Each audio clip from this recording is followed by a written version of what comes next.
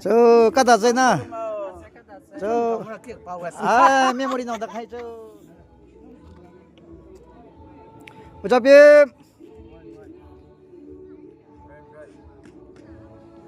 cái rồi chăng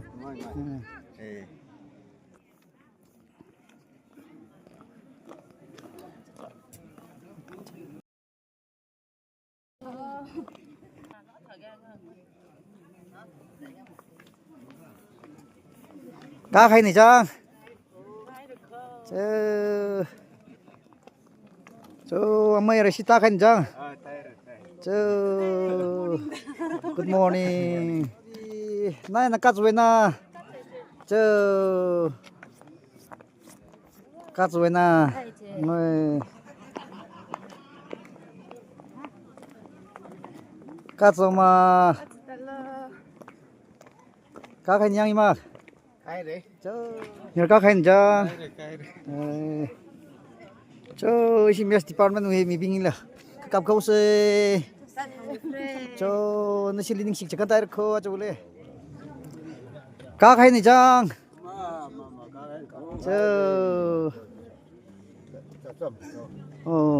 cha ra bang lấy mình là ran miết là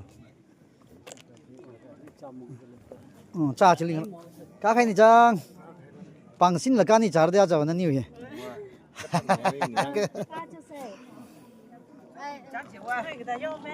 các anh chăng các anh chăng các anh chăng ai ta mi mình tiêu hay xe nó cắt rồi na ê cho xin nào các anh chăng xin nào các anh chăng ê cho tên nào kia là sao vậy chứ cắt rồi na ngoài họ tôi biết là họ đều chạy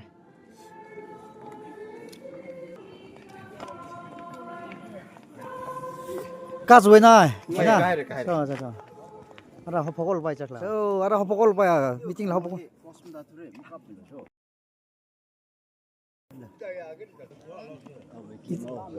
các hành trang. 알아 허벅을 봐. các hành trang. 장호세. 이제 các hành trang. 이제 까다 주이나. 뭐야 또 미팅나 하우데. Good morning các hành trang. Oli no. Good morning. Kia nó kêu sao nào làm mong chị. Chú cá đặt rồi na. Ya amu cái nào amu hay biết amu gì? Amu. Nào mas nào chung chung rồi. À ra chắc là thật đó bố rồi. Chắc là tôi amu hậu đấy. 저 잠이 인코 좀 묻자. 뭐 너 까카이 자. 저 알아. 까카이 자. 에이 알아. chắc là hộp cái gì ra mà. Là cắt rồi na. cắt rồi na. 저 까카이 자. 저 알아. chắc là hộp cái gì 커. 까카이 자.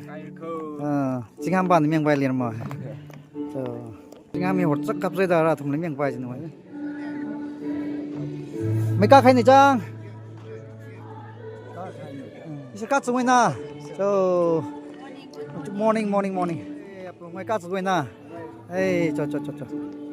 nào cho na so morning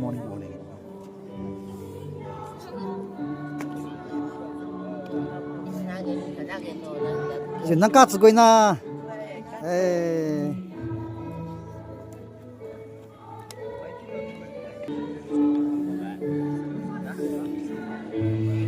nó chỉ cha mong được lấy là cái gì mình đâu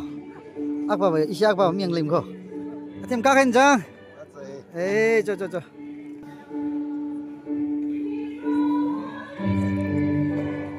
cha mong món lấy về cái được cả mình chứ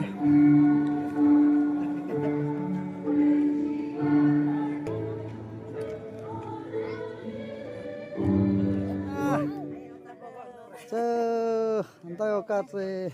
Chui lo mà quên. Chào mấy các hay này cha. Các hay này cha. Good morning. Ara ho pokol bai isi service la. Muka tsugoi na. Các hay này cha. Ai.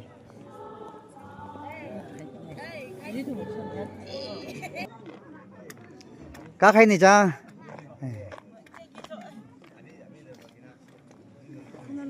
Ngồi cắt rồi nè, cho nó cắt rồi nè, cho các hay này cha, các hay này cha, nó cắt rồi nè.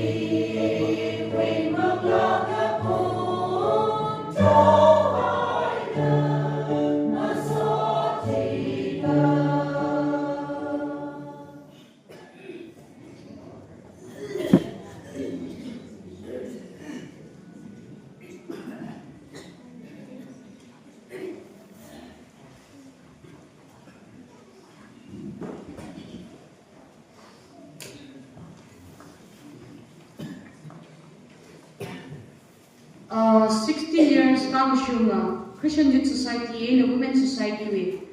Diamond Jubilee. Now was a show in the Tor, Acham Lee. Korum Shimmy Razan Kaya, Mipo, the Jubilee, the Rawan Father Sok, the Sampanga, Acham, the Salakano, Jihangai, Arituna, it will go from Atomic County, it will go from his Paisase, Ari, the Tours of Akijirani, in the Punaka. Friday, date 9 January 2026, Mator Kokrum Kazip, 7:30 a.m. to 9:30 a.m. Crescenti, Lola Nakomidale, Hok Hok Seha, BS1 Chunga, Women Chairperson UCC Nasamira, Hok Hok Lali, Jubilee Hymnal number 31, KKL number 562, Bible Family, Ringnim Jajo, Matili, Rapenmi Awungshi Preacher Info Fellowship, Tuiponga, Christawui Acham Shakakhui, 1 Corinthians 11:1. Kagacham Nali, Jubilee Hymnal number 11, Kokrum Nali, KKL number 237, Kagacham Seha, Somi Jajo, Hina Arizapati Chile. Itumi program ini masa kemarin nagkali naga kecil sampai Aram Mashun, itum former office bearer in representation lay China, Katong na Moshe na Rami Sero today nine Kakaniali, Yola Pigwe Kaharan Rapping, service utility Kipaka, Shilimung Yela itumi church compound ni Kazupi Salo today, Katum Sakorali today nine. Ara itong service Hopok Pai Mekwai, Hopok Lali, Jubilee Hymnal number 31, Kokrum Lali, KKL number 562, Hopok Mi, BS1 Chunglana, Hibakrada Ari Service Ira, Hopok Mirano.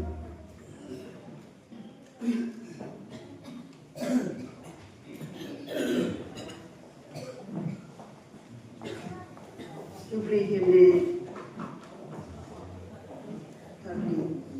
31. Kokrum Lali 562, somehow the young psycho, and the Ingata from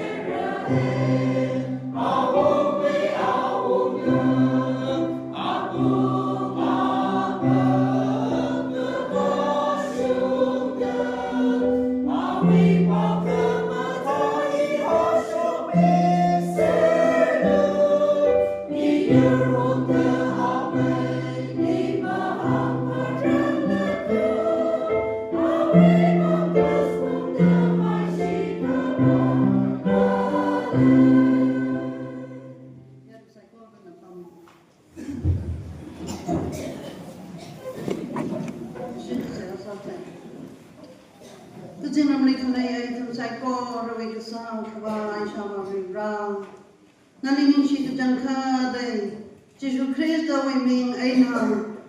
Christian youth so karena babai karena salala nana tipen samilo da sai gori hiwang ro Yesus Christawui mình sing da sia sana ik tarabani shala da milo amen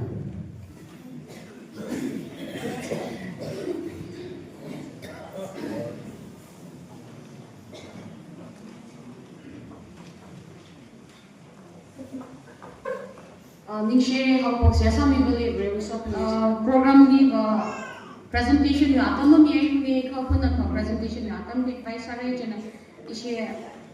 Jubilee convener ana atam fi mirado chiwitili masodla la achiba mami kai da lemne ka chika na masodla sa ngai le sa ka presentation ni ti jan ni masodla atam fi mi lo ji hang ngai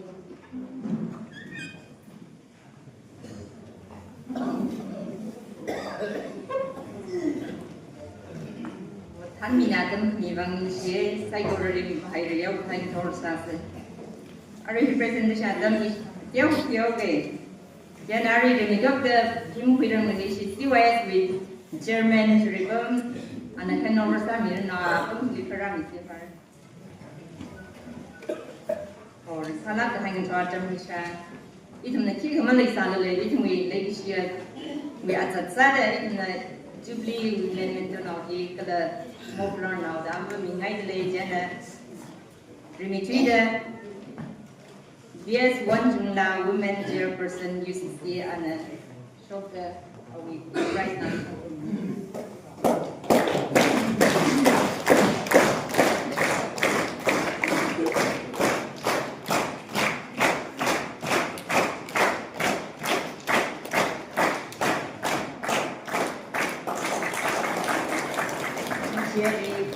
Clearly, bring me seat as pastor, as a seat.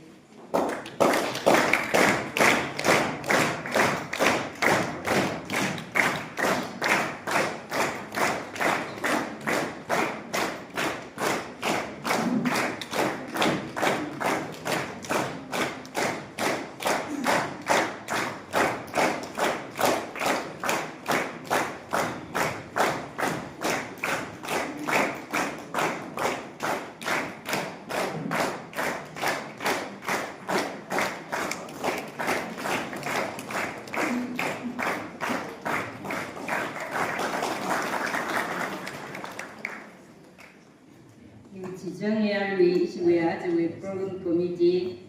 Rapenmi Awungshi ambition Awungshi joy kushim re ashi tumala pam bisong rada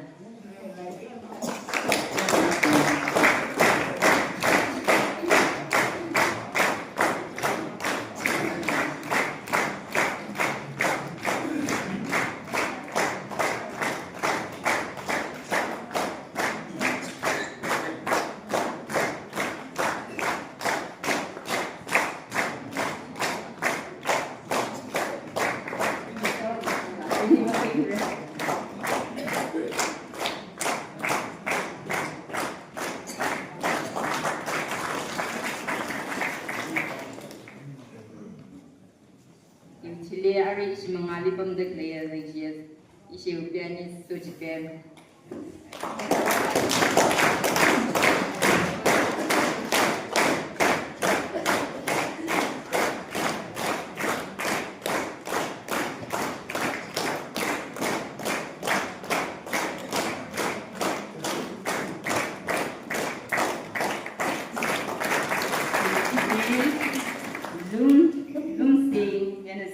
Mi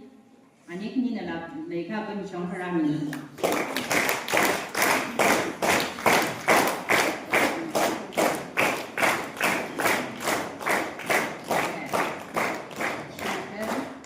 now sada so bi jajo aring to program muli now saya sami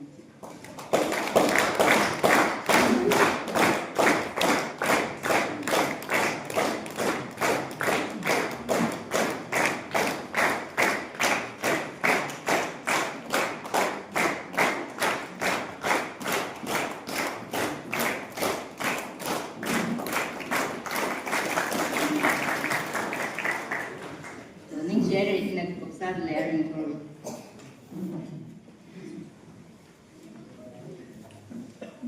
Next presentation, Begami Jubilee Convener and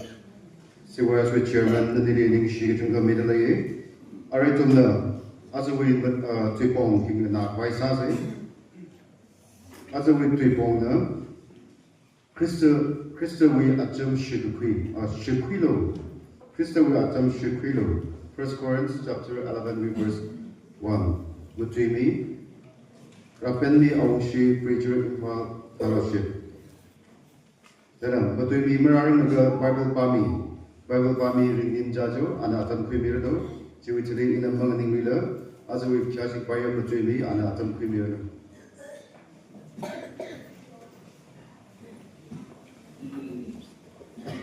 Matumina awi pama Koreanka awi tupong paisin sa in a Bible text ka pasok migle 1 Corinthians 11 verse 1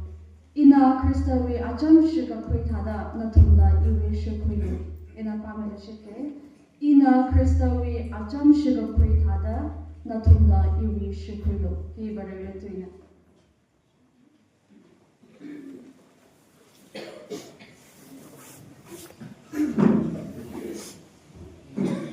Hallelujah. Hallelujah. Kecil kai kuri bangga terkenal. Sare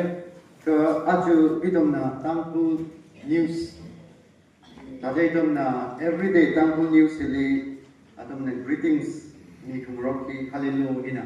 Mingro kale aju Christawui mingli ratan dahaya mangla kecil beli rebrau sotum. Masara no kecil yêu shong na hang shit ngai dele ning she hi katha akam hi katha lila sarup hui khang sak wi ma ribrali ning she ri mi thui da kala chu hi wi katha na ping na women society and youth society wi katha na ping la ilila hi katha Jubilee 60 years diamond jubilee hi ribrawi Kamatha Jan Pauki Share Sami Baibang Sarup Kami Jubang La Grappling Hila Hangai Aju Zemik Sohi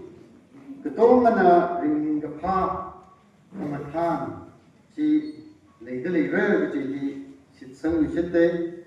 Ayana Aju Hi Madalaga Natum Jubilee program Hi Jontam Welcome Service Sada Aju Hina Arabi Welcome service to we lead to the Sanaka to Hina to Katuma, Zimik Sochi, Messiah.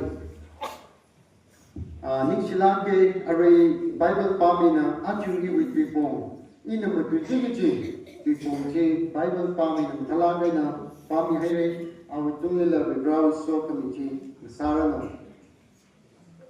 Galas, Torwi, Pami,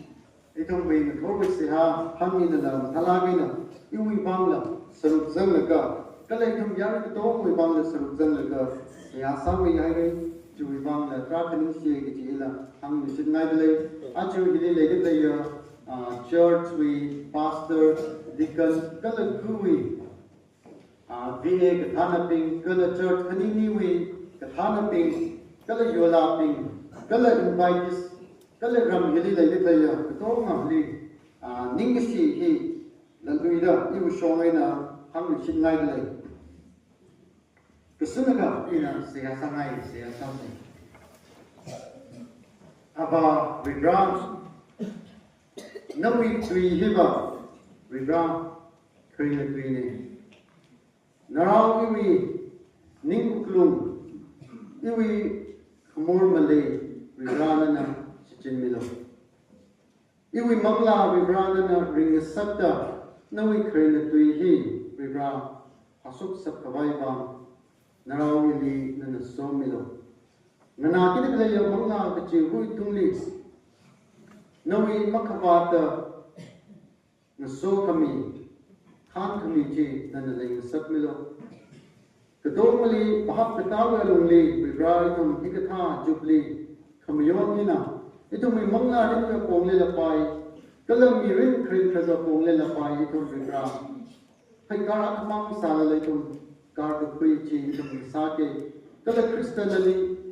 nai kamai mi rinchi tum ringke chila vibrana li siya kisani yari kato mana kuin sun jandale lata yari kato wi kumsada narawina kalushita iwi tipong li vibra shir masan lata Krista no mingsing na siya kisani no so kami chi tum kato mo tunlina na kasung milawada Vavu now mira kalamangla tarawi mingsing na siya kisani. Amen.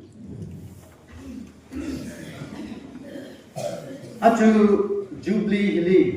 ragang na kaya katong hi vibrangli so kami aka dalay ragasi hi hangay tate jong hili Jubilee sara kaje na tada kaya na zangay salala ichachawi kasak halay jubang Ot masa kapay kaya na kakanam na gazato ibang mangrum karar na kachungka na idalire ka achu ili sitsange itong may ariwe amay alum nala YouTube li itata marang living kiwi any function kasali ana message si jiho meeting dalay jena ningki nauping itong ariwe apam hili mangi maningla ka Arabic state to the daily like kala even abroadly foreignly like pingala he yang laka aju vibrau so kami hi ningthi ngalai hili kita da daitalai gaji hi sanhui lagra gaji hi sitsange aju itumna diamond jubilee gaji hili itumna 60 years hili itumna diamond jubilee gaji hi aming hi pokmi itumna 25 hili itumna silver Kala 50 hili itum the golden da, itum the 60 hili diamond jubilee da kita da pokmi. Diamond gaji hitum na thaye,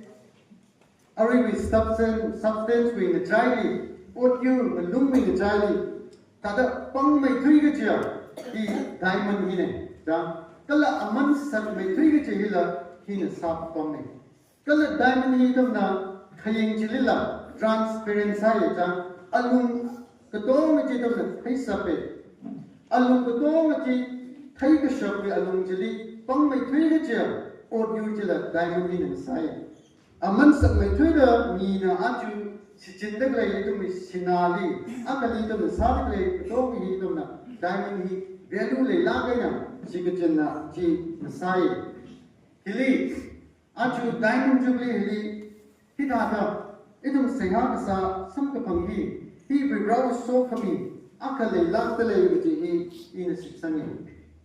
Jena ajutung kumgathar 2026 vibrana khira kami ay na soda. Idong zingum hi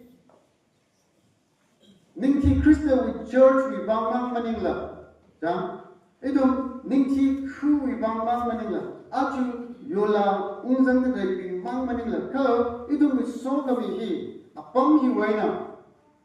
matai maida, jung maida, idong tangkung wibang lapay, naga wibang lapay, idong Manipur wibang lapay, jang kaloo katui wibang lapay, apam hi waina, so kami hila, kasok chila, nasara na wabijila, hangay. Jayta zingkum hi ba, so kami wi, aribi, zingkum ne, ayala, itong may speaker kanila, matalagay na, Jubilee wi matangli, Arabic sharing side jang atam hi ba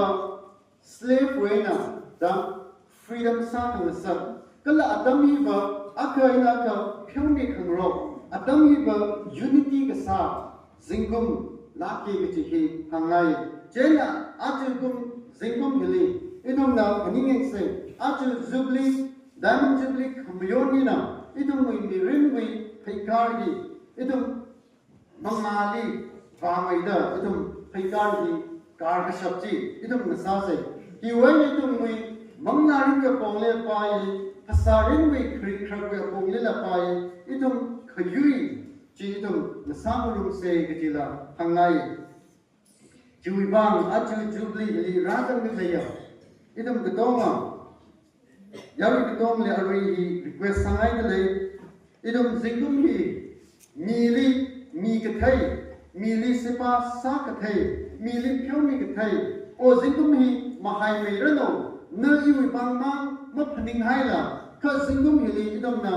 generous leila kai na idom seha ka we pong le la pai idom lan sin wa pong le la pai idom na jon ka sapui sa rinwi idom phasa yang pang sap aina pai idom ning ka phaning ai la pai idom singum hili mili na jon ka sapa singum ji sam rum se jaina in ari yar tongli request sap mai hi idom Hensek sase da Zingum hi mahai meirano Jubilee hi mahai meirano Nawi shinkurli mahai meirano kaji hi idum yolali lapaye kala idum yuli leidik leya ping lapai invites lapai ram rum na leidik patong ma ili leidik lei nawi wishom ni yasum ni leidik lei ping idum wisang rokse kaji hi agasi jar patong na ningkang rumda idum ningkapa Jubilee Singapore Tuming Sarado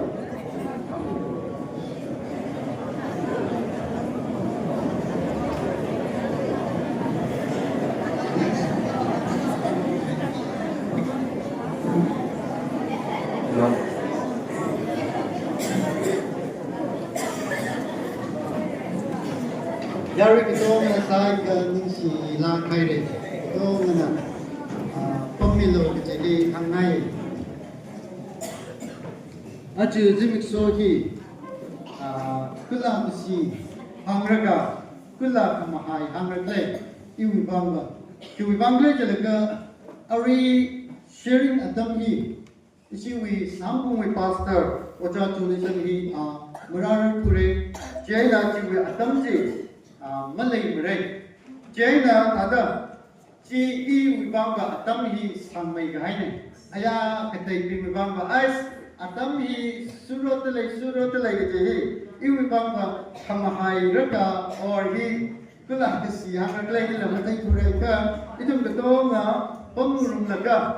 majut murum se haning rum se idum se hasang rum se ke hi yari ke dong li hangai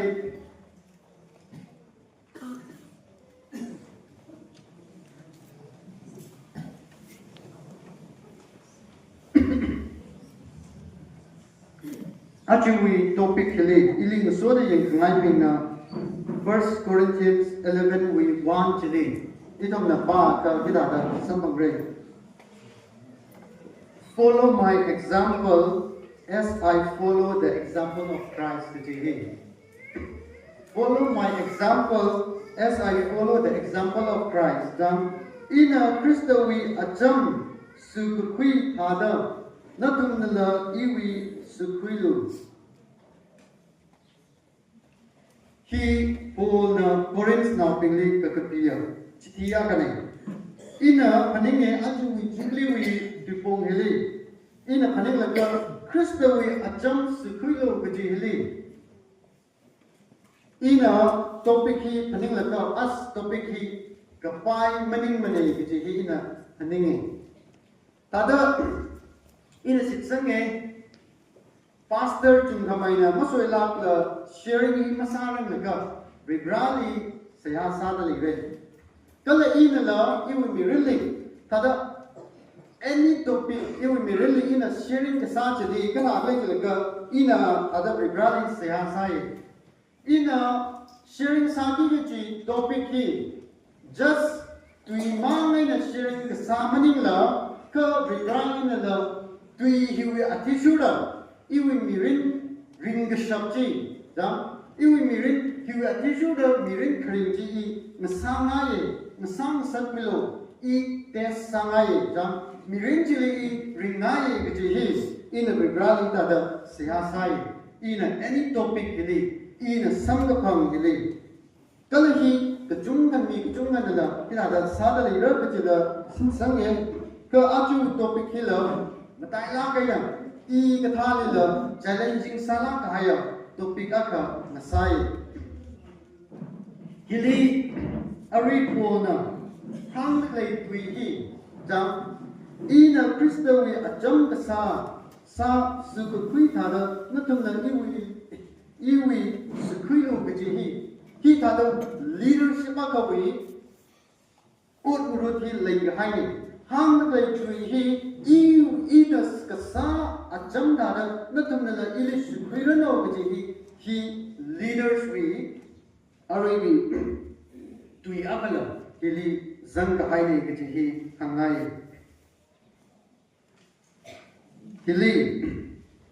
aju isabali cái thầy là lấy đây đây mà cái thầy là lấy đây đây isabali Jonathan Awungshi Ari Sintidam da ahi mawan satu hai re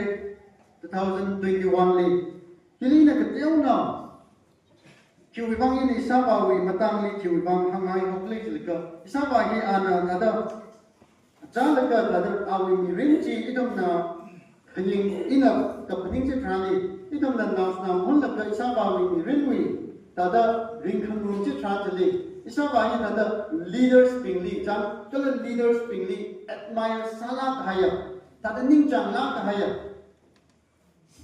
mi akhane gji hi ina san koi chawe Isabahi rumai aroi tada rumai naw ne jang ahi aroi maran naw ne sorry Này, chỉ thà đâu mà suy nghĩ lâu cái gì này, chỉ mà đi là cơ, Acham Jubilee hết ba, thà đã mong khám suy hi mà lấy rồi cả, khi đi ba Acham vì yon chỉ trong hàng phần rồi cơ,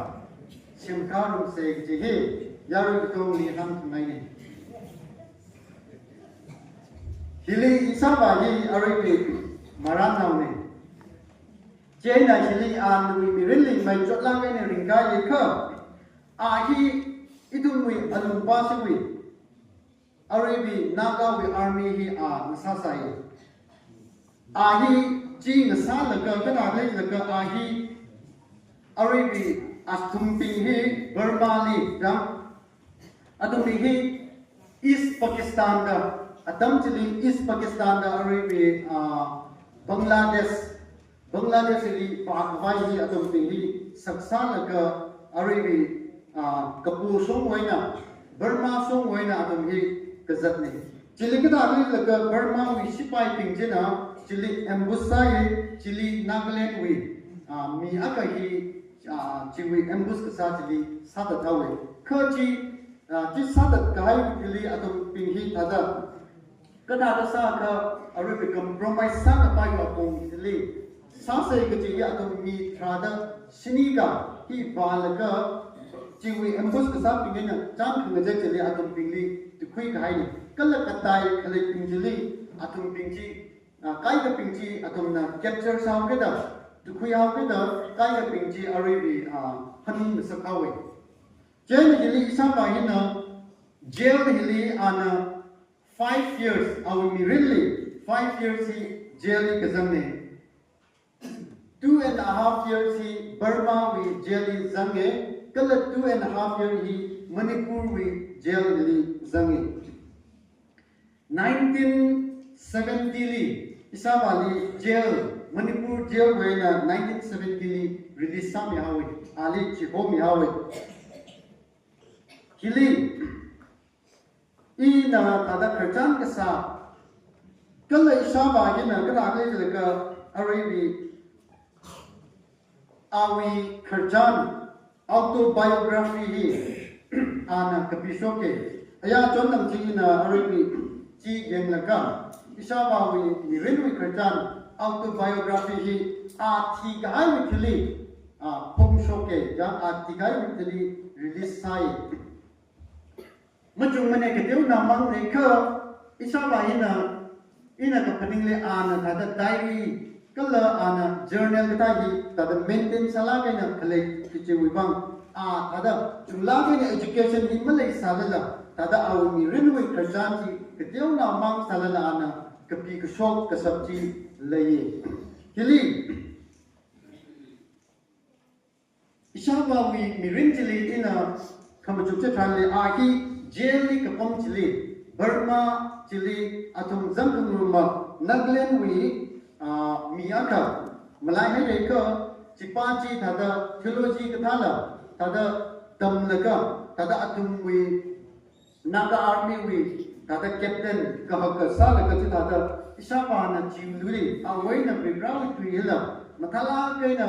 chili hen mai na kuk mai da jail chili pam la ka tam kui la ka arebi ahi born again jam mirin kham je born again chili sai isapa na hage Burma chili ka pom atam chili jail chi ka na le ka 1965 dan 66 chi atam chili ne Taka chi atam chili bata da backward sala ina le de play atam la sai arwani ka kala chi aribi Burma line chen chili ka na le chali ka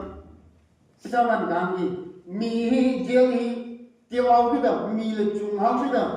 pi ka bai hi la ka na le chali ka khuyui le ka chung ka da chi khuyui le ka pi ye da hang kala ka sala adam na apam ne Burma yela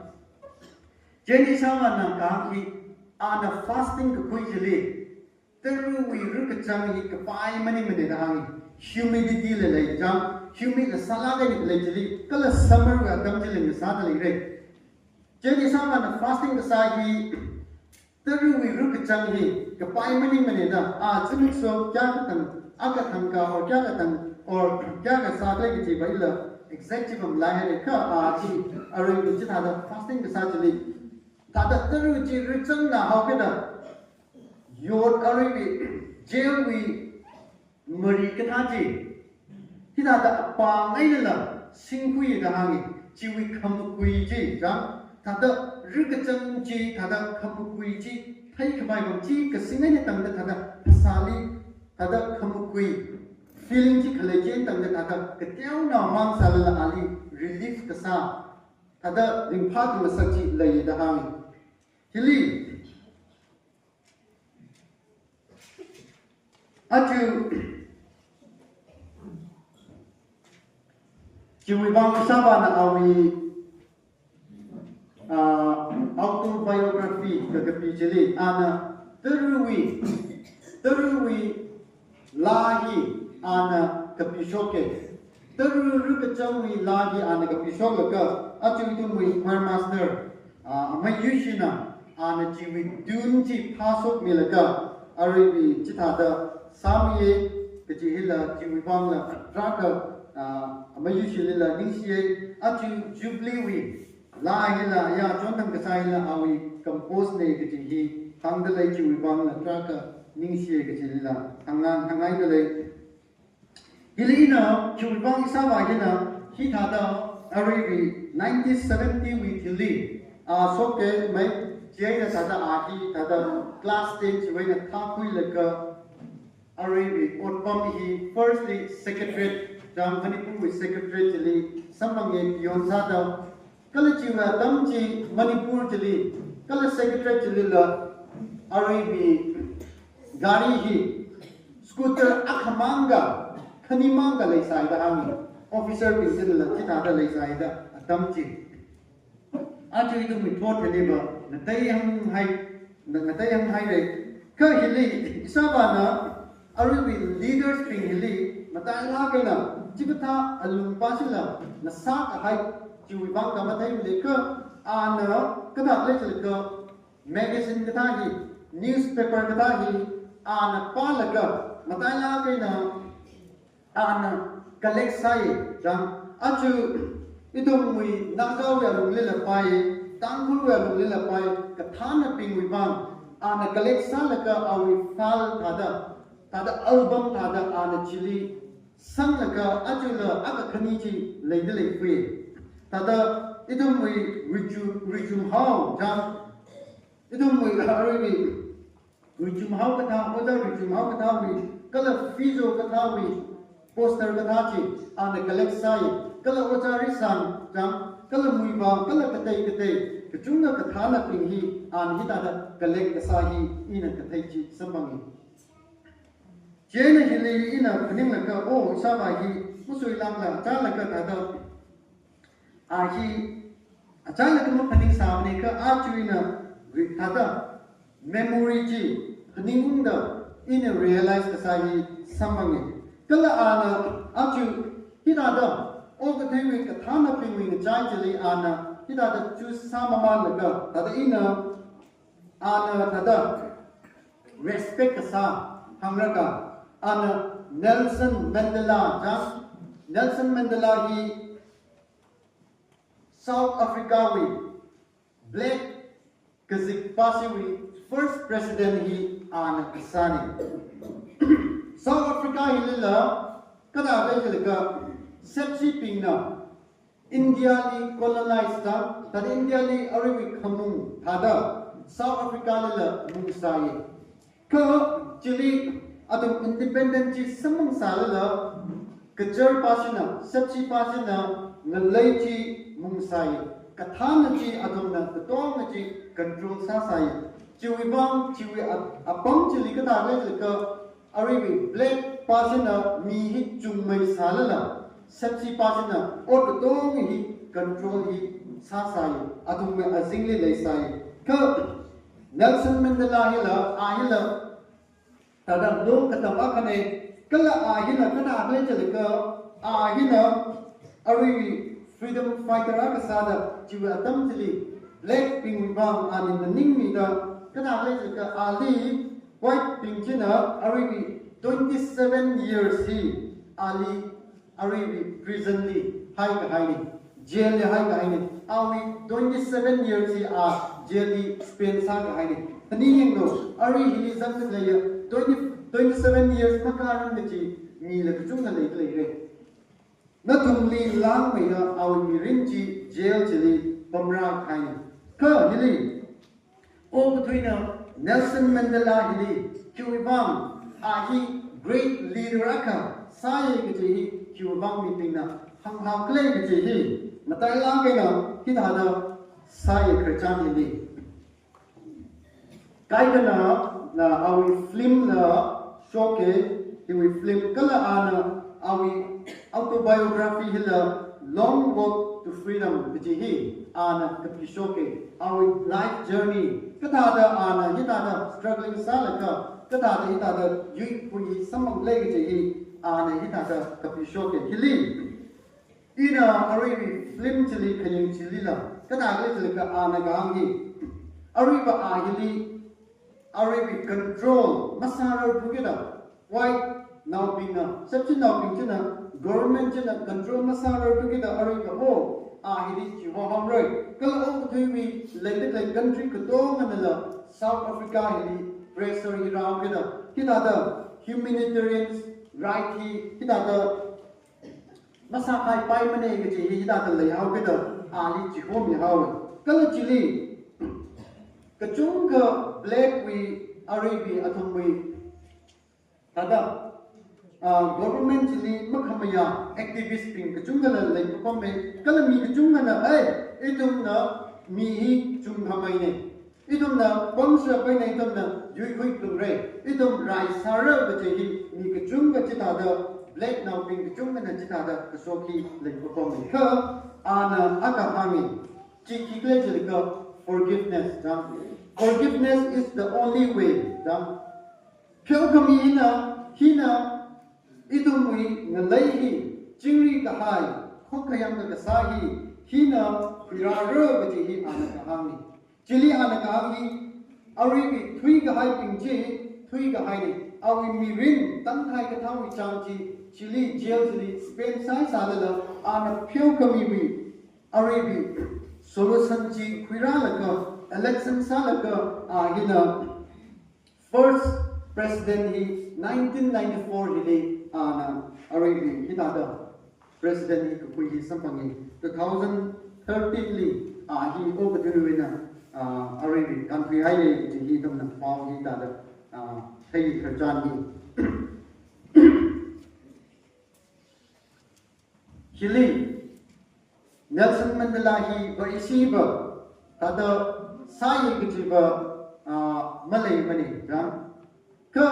hi rga chili very siwi principle jam very siwi masoi lag ni ga paningli bible pada lege kala chiwi principle wa tishuda ana forgiveness we matang ilila ana tam khuila ka kyo kami we kaham hi kya ka lai lai ga chi hi ana white ping now ping chi lay salala itum ring room ra itum filming rock la ka aju itum nation hi simkarum ra ka chi hi ida da Nelson Mandela ina South Africa hi tikatha hi piraye ki hi itum kachanti samangi aju itum na kachunga leaders ping wi na chai itum na Mahatma Gandhi la bari si maning maning ka ala Bible hi pa ya da ni kala chiu tikatha chile ana la pa la ka da non violence sang tikatha wi movement hi la ana sa ka India wi freedom fighter ra sa da independent hi ida da pirami ye ke hi idom na kachan kachunga ok dui leaders ping wi kachan idom na ka sa hi sambangi ka ili ham ka yo 1 Corinthians 11 we 1 ili ham ka ki ina Christawui Acham Shakakhui thada na tum na la iwi Shakakhui do ke hi tui hi 2000 years jam ka hai tui chal ka Jesus Christ na Jesus Christ na arabe aw sat tu ping jili ina da salo ko ji hili bo le na Jesus Christ ana ke zingram jili ka tui ka hai jili ana lao da Jesus Christ li samang la ka ana kui ka sang jili hi ana Corinth na ping li ka chiti ka ka piya chiti ya kani achula idu mi khot li tui hi ring de le kui ja tui hi ada ring de le kui kal tui hi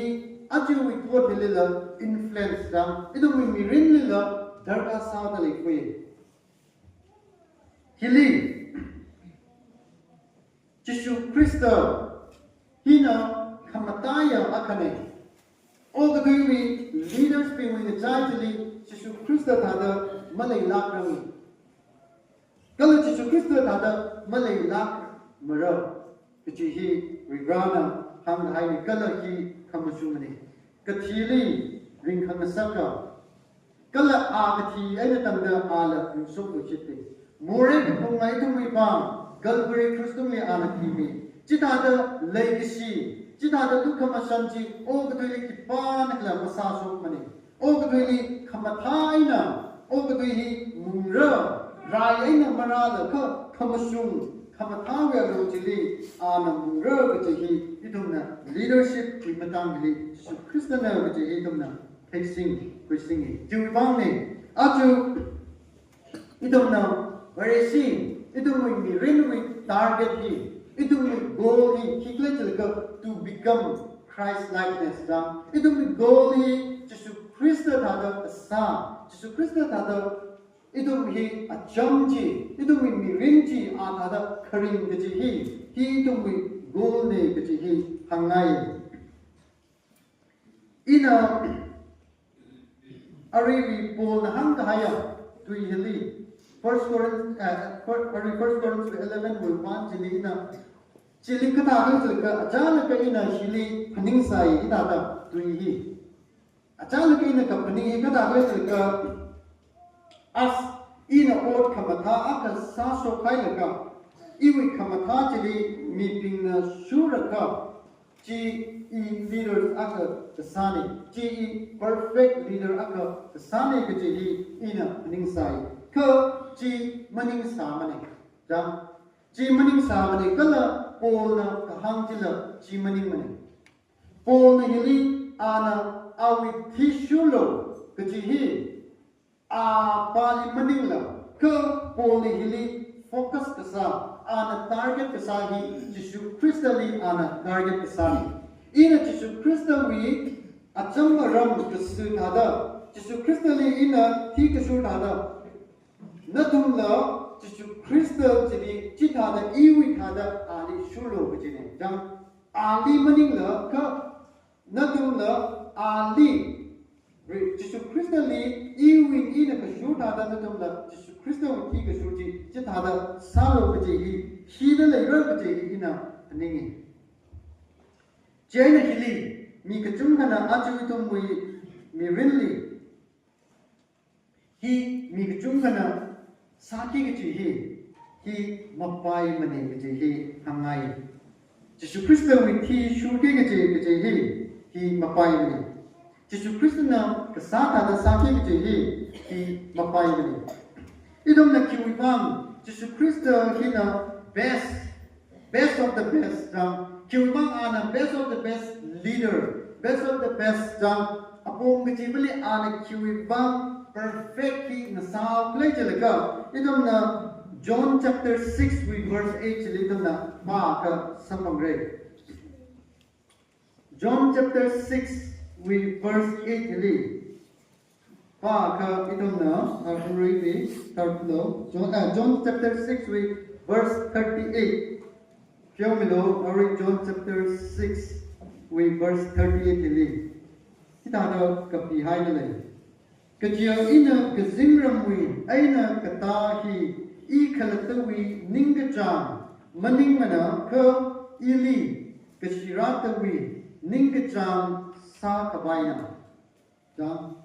hili Jesu Kristo na o badui ili ana nikumwa kasada rakra nikumwa kasada ana krahi awi ningapning awi ningajang awi goal awi aim awi desire to fulfill sa by bang ramani munya ka ababu brawi ninga paning ninga chang awi will chi fulfill sa by bang ana ogtu ili rani da hang chi pol nala chi ta ka mai na exact aga sana pol nala awi hili hang na lagi ina Jesu Christo li jang Jesu Christo we Acham ram ki ina Shakakhui thada natam nala Jesu Christo chili chi thada salo bichi ana ka hamni hili follow jang idam na for Jesu Christo na idada follow me jang kachikata na ili follow sangai ka kachikata na iwi hishu ngai ka Jesu Christo na Luke 9:23 hili idada hangwi shi thai da dai Luke 9:23 hili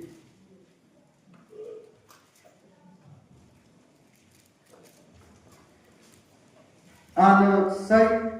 psychorally hamlui kachikatha mina iwi thi shuka jekha akhalatwi ningajang or haida awi krus punda ithi shurano bihi hanghai thaka all nala Jesu Christo nala hang na lagi aju Jesu Christo li idom na thi shurga jekha idumwi ningajang kala idumwi ningapaning idumwi laidik like tomaji or sir hainaga idum gradually idum Jesu Christo jili idum higashurji jili idum mapunga phaji sasapi jini ajun nawi ningapaning jili idum na gradually full surrender jang idum na gradually full commitment hi malai ramlaka aina tamda alidum na ninga paning hi mohor sangang lakai tamda idum kachilikla idum awi a true follower jam a true disciple ji idum masa sabmare ka no ina no iwi ninga jang laidat laya uka khanang ya pongle la pai problem la pai no desire no wishful jam ka to machi ninga paning ka to machi bi brown pang idum na for sanghai la ka aring thor ko da mili idum na ali khui ka samchili idum ka chakata thi ka shura ka chakata vibrana sa ka sak ngai chi nei na sare jeni gili aju varisi tum pingwi somza hi ba aju Jesu Christo li na khui ka sang atam chiwaina hokuk hai hi life journey ni the Christ likeness kaji hi idum thangali aribi masapai ni kalahi manglarin mazama ka idum pasarin na idum ai kya ganan acham ha kawai bang sa salala masunda ot sa salala ribrawi mangla katharawi na aribi haralishit kahai malai ram na kai na no journey ji mahapokrongi journey ji just นั่นน่ะจิสุคริสต์ว่าจะมารังตาดสาลูกจีฮี journey how ปองฮีนั่นน่ะมังนาเรื่องปองจีรักกับรักจี journey how ใครนี่เจนฮี journey ฮีอีตรงน่ะอาจูอีตรงน่ะจิสุคริสต์ลีคุยกับสังจีก็ตามเลยจะเลยก็อีตรงน่ะอีตรงน่ะคุยกับสังจีอีตรงนี้ justify ดังตรงนี้ righteous สังสักใครเลยก็บริสุทธิ์ตรงนี้มีเรื่องลีมีกุโมฮีโอ้กุทวีลีรินฮาวกิดโมเรอปอมิลีรินฮาวกิดอีตรงนี้ sanctify แต่เพิ่มมาถึงกับไว้ฟังทั้งกิจตัวมีรินสมใจลีโอ้ฮิปาฮิลอินอดซาดเลยฮิปาฮิลมาเข้าใส่มาสุสามันเองก็จะเพิ่มมาจังมาสุคุยมาแต่ตรงนี้มังลาเรื่องปงจลีมาตายสังมาถ้าเกิดตรงนี้จิสุคริสต์วิ character จีเอาไว้อาจำรังจีตรงนั้น adapt จีมาทำอาลีมันนายมา closer จีตรงนั้นมาสากีกิจเนี่ย relationship จีตรงนี้มาทำหักกระสังเรียกกระสังกิจนี้มังลาเรื่องปงลีแต่รากีกิจเนี่ยกิจละทางไงอาจูอีตรงนั้นอารี Luke chapter 9 23 จลีจิสุคริสต์นั้นคิวบัง self denial จังคิวบังนั่นก็เลยก็ self denial เมื่อไรเรื่องเล็กๆในตั้งเด้ออาจูนั่นจิสุคริสต์วิที่ก็ชู complete มาสาระเรื่องก็จะคิวบังฟังเอาเลยอาจูอีตรงนี้ทอดจลีอีตรงนี้ generation ริงดึกเลยจลีอีตรงนั้นก็จุงกะอีจิจ้าก็เลยก็จังอีตรงนั้นแต่อารีบีvideo ni lepai social media ni lepai jang Instagram ni lepai itu ni reel ni lepai short ni lepai jada kecungga motivation wi apong ili kecungga ham rok telai hikata ili itu na kecungga ham roki individualistic salah kaina jang na kalata pain khabai na kalata success sa khabai bang na winning ka paning chi ungsung khabai bang chi kecungga o betu ili ham rok telai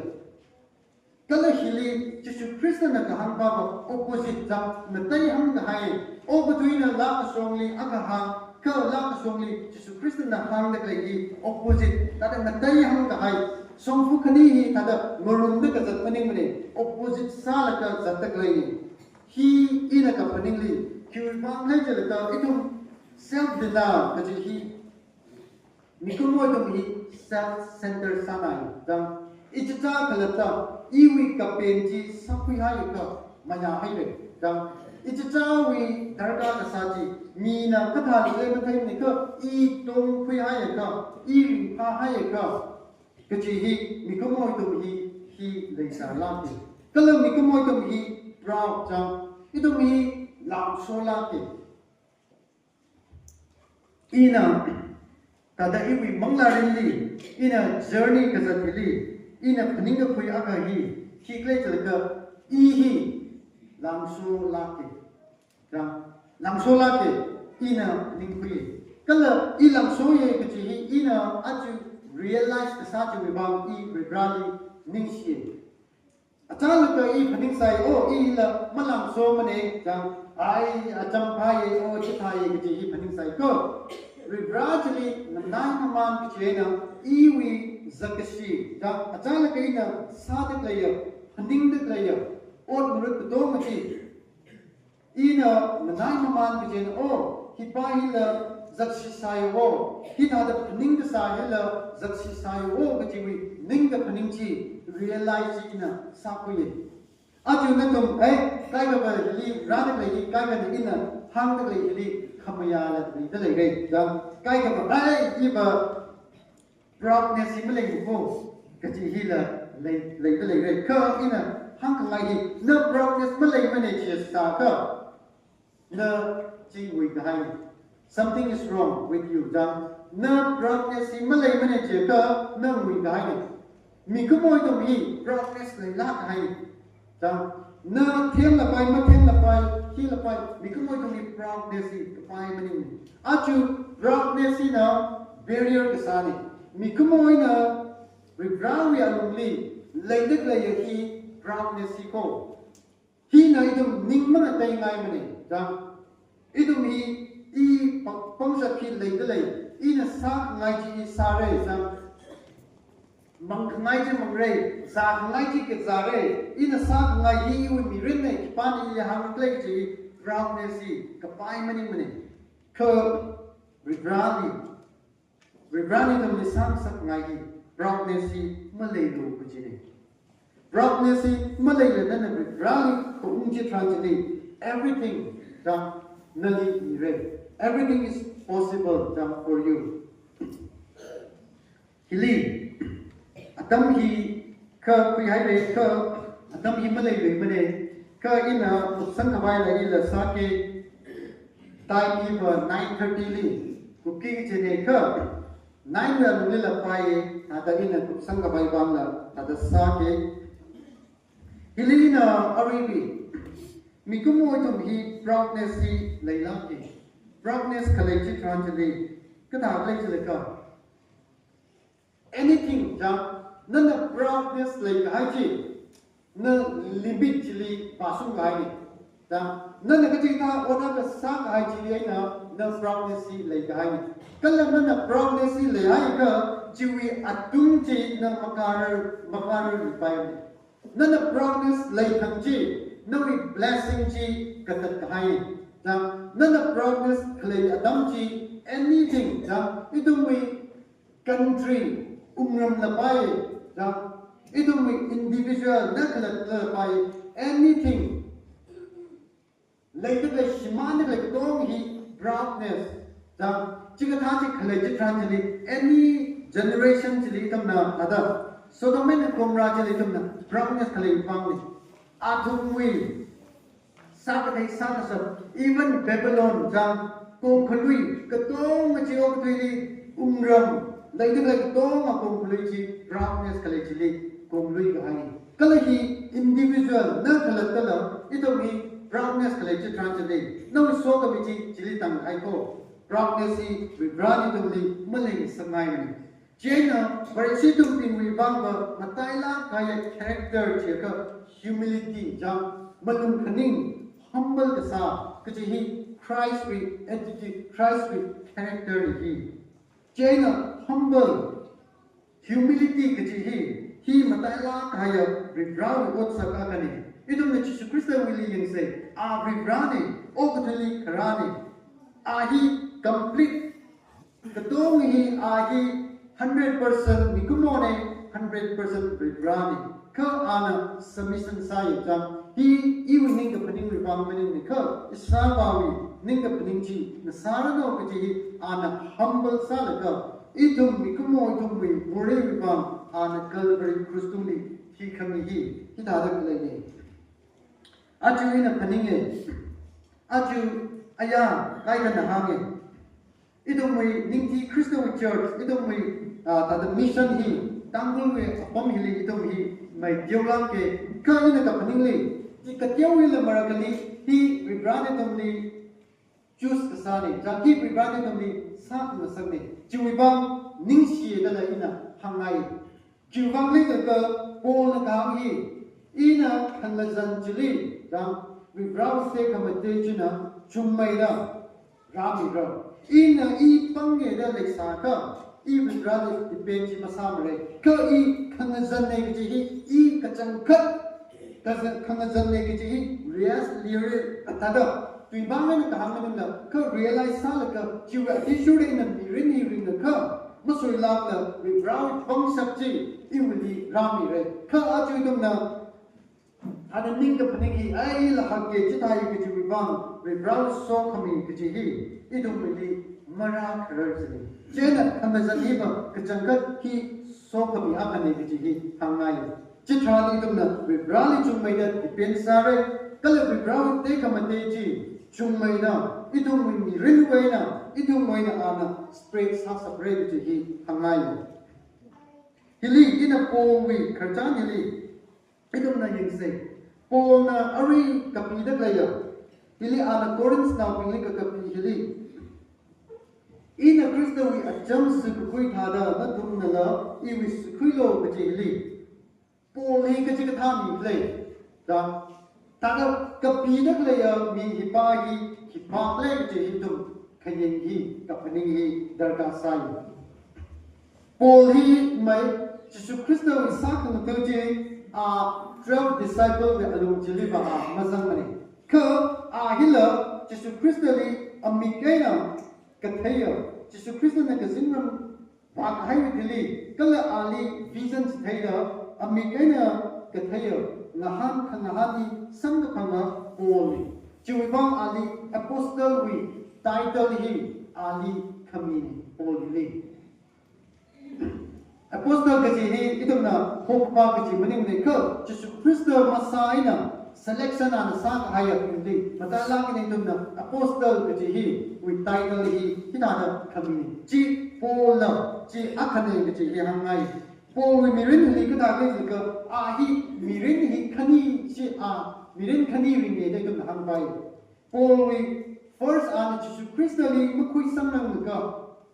awi mirin hi kala awi aming ay natanda soul kaji hi hosai dan ani Jesus Christ li kui ka sang wi deliver ahi Paul ay na pokawe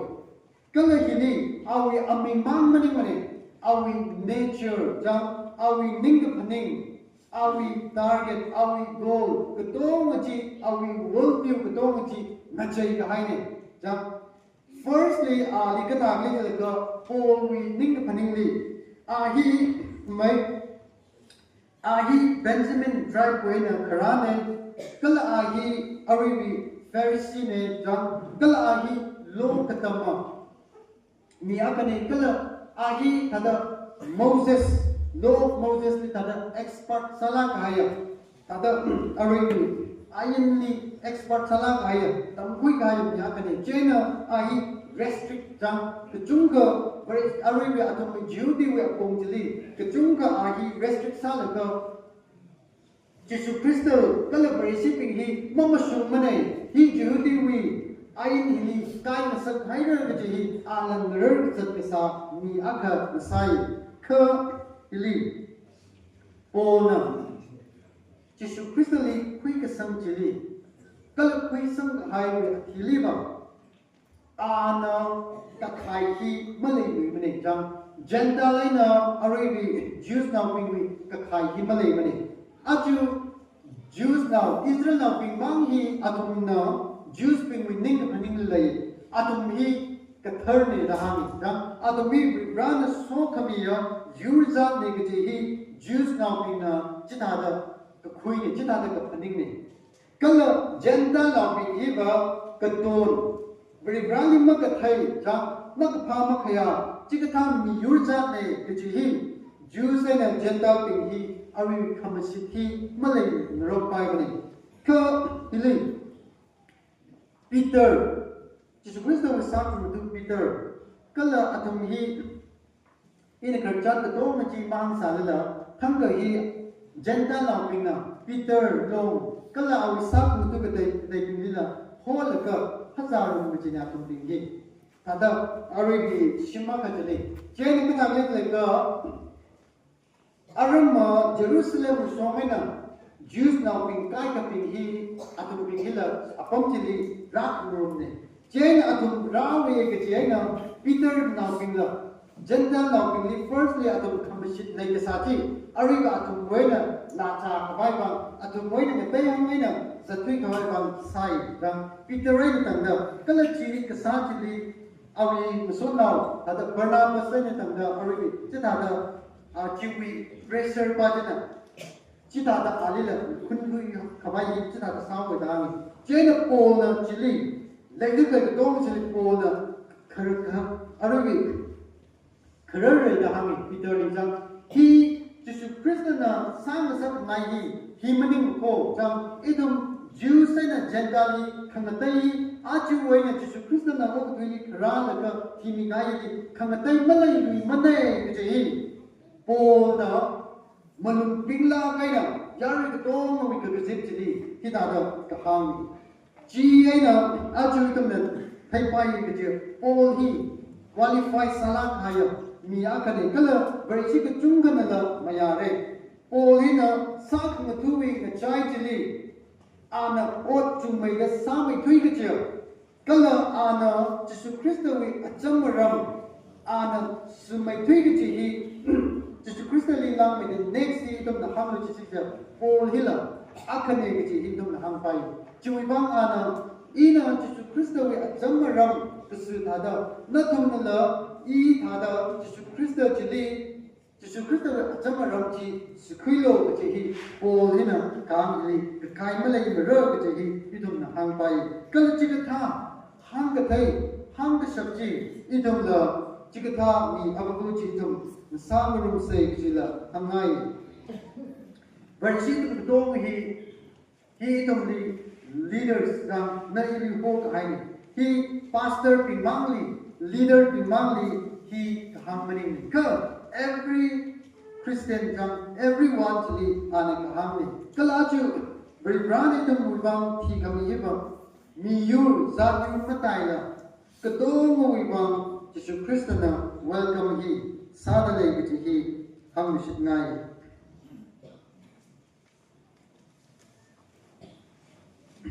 ฮิลีอินาฮัจูอิทุมวีนิงทีฮิลียูลาปิงลาอินาดาราซังเลกาอับุรัมเนดาทิกตาจูบลีคำยูนฮิลีนิงชิลาเกนัทุมวีนัทุมนารักนัสักเกนาทุมวีฮิติงฮีจุงเมดามะพุงกะพาฮีอิทุมนาซาบสัมเลมาตลีอิทุมนาอาจารย์อันไปJubilee kata or ada kata ini barangkali ada yola pemibang ada main salah ini kesawi mungkin lah kata itu ini kalau atom ini macam salah lah ada tu kalau ini lah boleh begitu ada atom ini ada lah hari program ini barangkali kata lah thag sih dan ke ini ningsiye kita ada cuma lah matang program kata jadi lah cuma itu lah kerja lah masalah no kerja lah hangai hili aju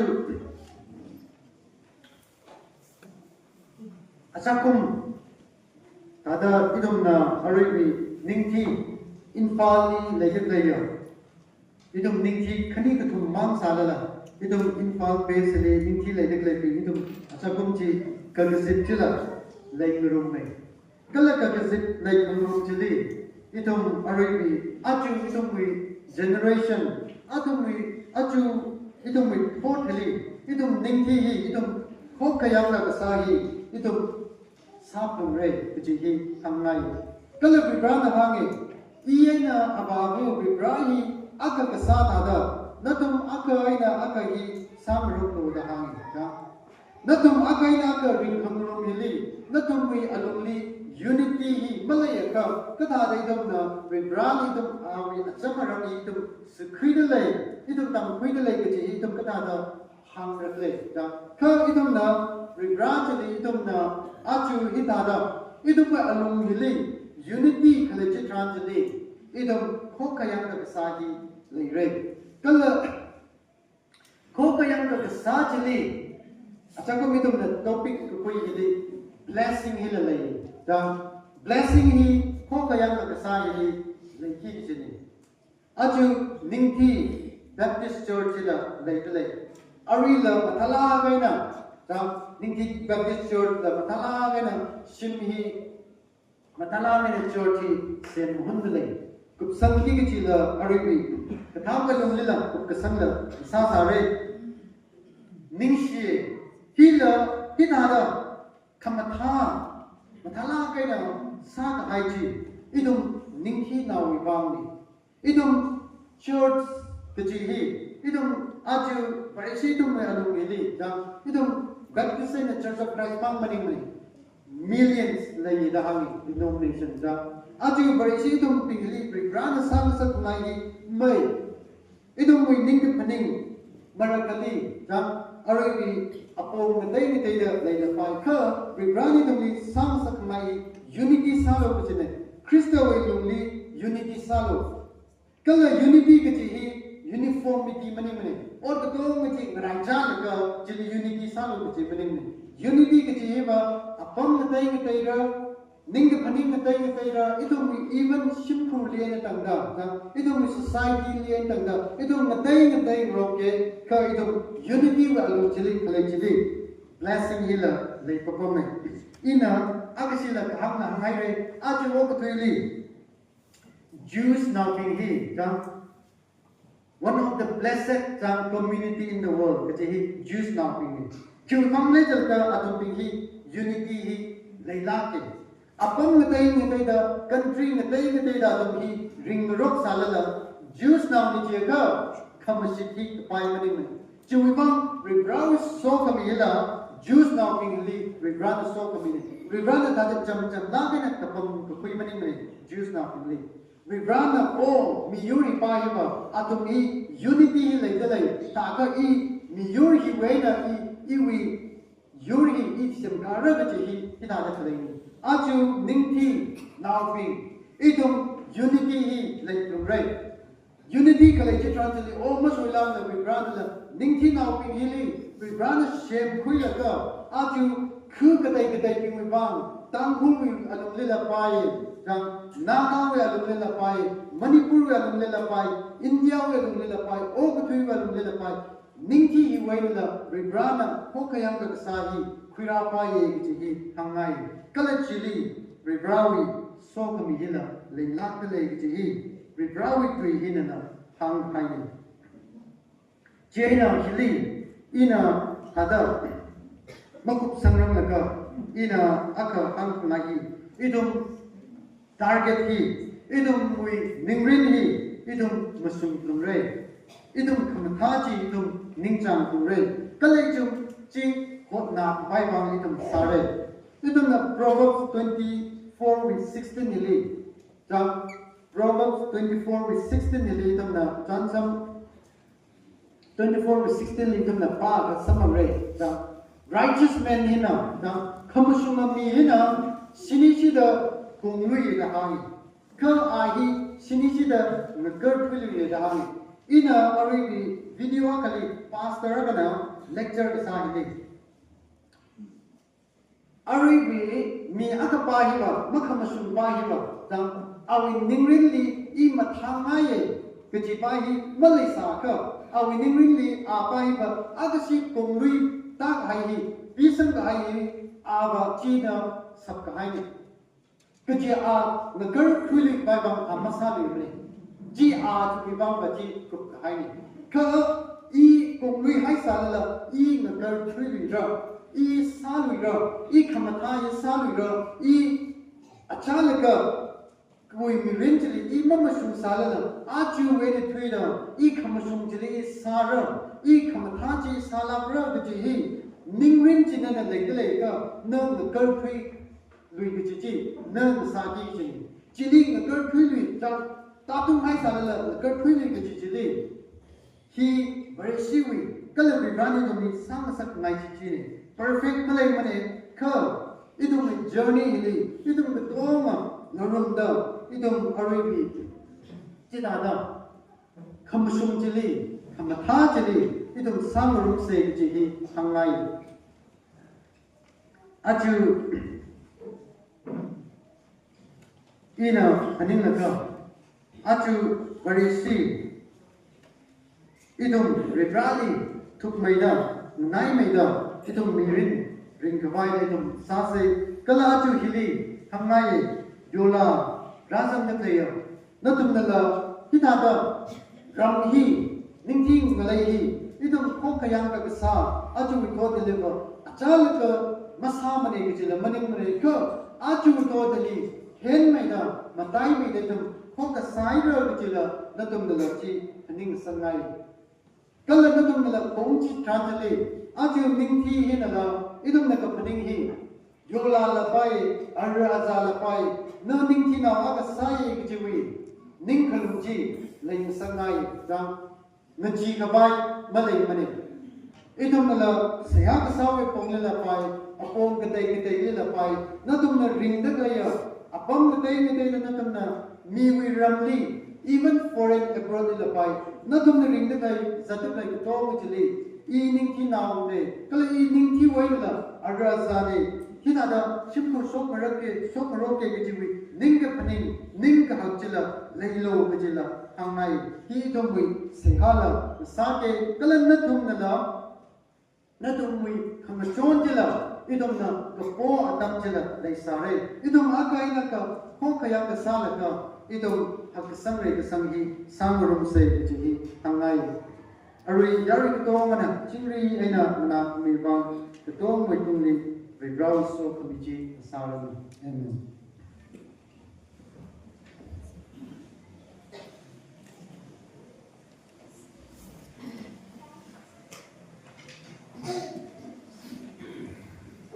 Navere, as we were doing,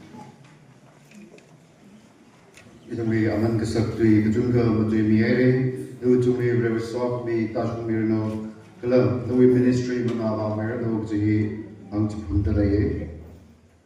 Alright, on the Zippy, the Jung Vaisase, Kanjang Lali 37, Jubilee in the number 11. Kanjang Sihai, Sobi Jajo, and Samir, Jung Vaina number 237, Jubilee in the 11, the Kanjang Siha, Sobi Jajo, and the other Jung Samir.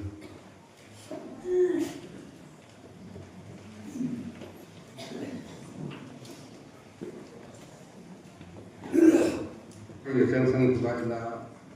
11 Paru in the chicken 237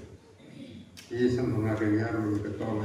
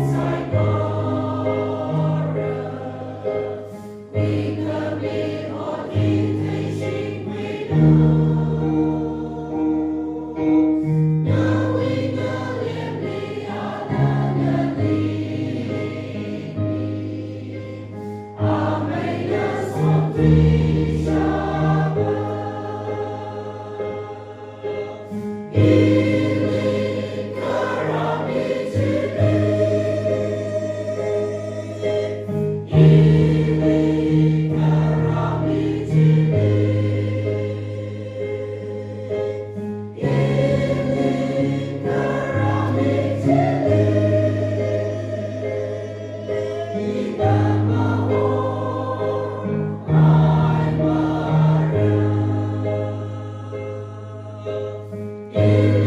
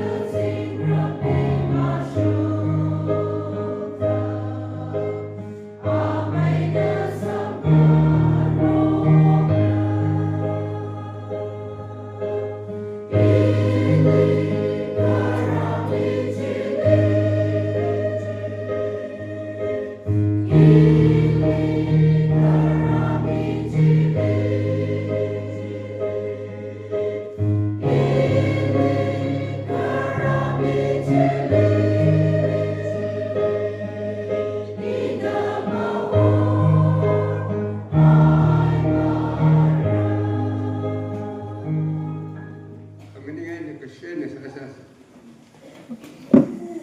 Remi kap ka jalu kemasan lagi sini penting haya keringa mereka melita ne terjadi ini Yesus Kristus lagi sini tu ke cerita tu Yon sai koregi tapi yon sai koregi mana piau milu orang yang Yesus Kristus dan ne wini mungkin remi kap renu amen Yolawi akarbi natum na shim Shakakhui na church compound le wana ka rami salo Yola bing akarbi natum na shim Shakakhui na church compound le wana ka rami salo